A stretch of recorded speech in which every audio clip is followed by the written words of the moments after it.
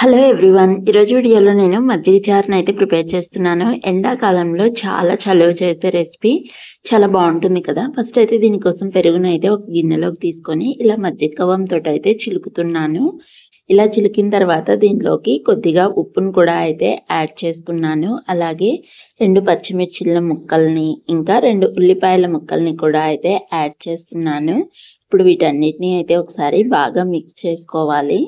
ఇంకా ఆ తర్వాత దీనికోసం అయితే మనము స్టవ్ వెలిగించుకునేసి బాండీ పెట్టుకొని కొద్దిగా ఆయిల్ని అయితే యాడ్ చేస్తున్నాను. ఇది హీట్ అయిన తర్వాత దీనిలోకి కొద్దిగా మినపప్పుని, శనగపప్పుని వేసుకొని ఇవి కొద్దిగా ఫ్రై అయిన తర్వాత దీనిలోకి కొంచెం ఆవాలు, జీలకర్ర, అలాగే 3 దంచుకున్న వెల్లుల్లిని ఇంకా దీంతో పాటు 4 ఎండుమిర్చిని కూడా యాడ్ చేసుకొని బాగా మిక్స్ చేసుకొని ఫ్రై చేయాలి.